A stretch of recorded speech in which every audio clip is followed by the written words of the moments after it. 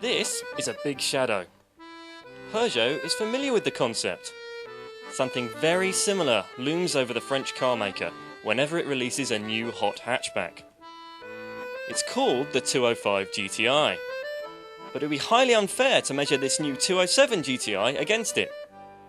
The shadow belongs to another era, one that wasn't burdened with the weight of today's essential crash protection systems. And besides which, this blinding, brilliant white paintwork looks so much better when the sun's shining.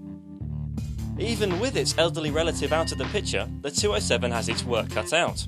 Competition in the junior hot hatch segment is exceptionally fierce. Renault Clio 197, Vauxhall Corsa VXR, Mini Cooper S. They've all got serious talent.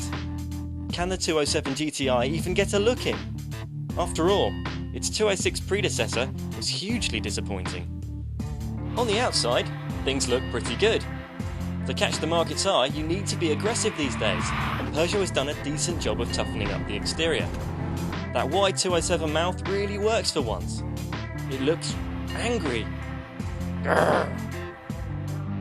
On the inside, the transformation's not bad either.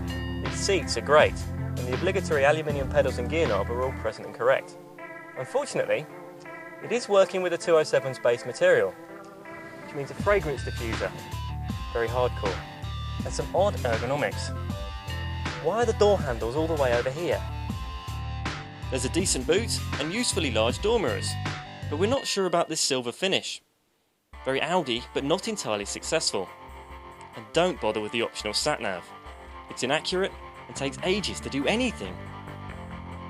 But the big question is, how does it drive? Initially, the GTI isn't very promising. It's tough to find a comfortable driving position. It rides incredibly hard but still rolls in the corners, and the steering doesn't talk to you. Except when it talk steers, which happens rather a lot. But let it get under your skin and things do start to improve. It handles best when worked hard.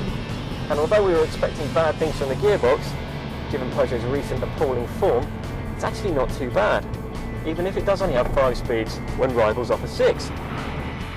The engine's another plus point. 173 brake horsepower means it's far from top of the class, but you'll find the same unit in Mini's Cooper S. So it's pokey, if not outright rapid, and very smooth. 0 to 62 miles per hour takes 7.1 seconds, while still returning nearly 40 miles per gallon, which is impressive.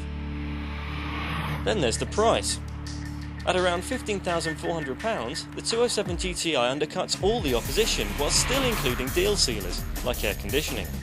However, if you want these tints and fog lights, they only come as part of a £1,000 options pack, with other non-essentials like cruise control and parking sensors. Ouch. Peugeot still can't compete on out-and-out thrills, but as an all-round package, the 207 GTI has plenty of practical appeal.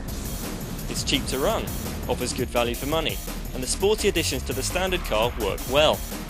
But is this enough to tempt buyers in such a competitive segment? Only time will tell. So, the good points. There's a smooth, punchy engine, which gives good economy. It's good fun when driven hard, and it's competitively priced with decent equipment levels. Not so good are the hard ride and uninspiring steering. There are some strange ergonomics and odd details, and the opposition simply offers greater thrills.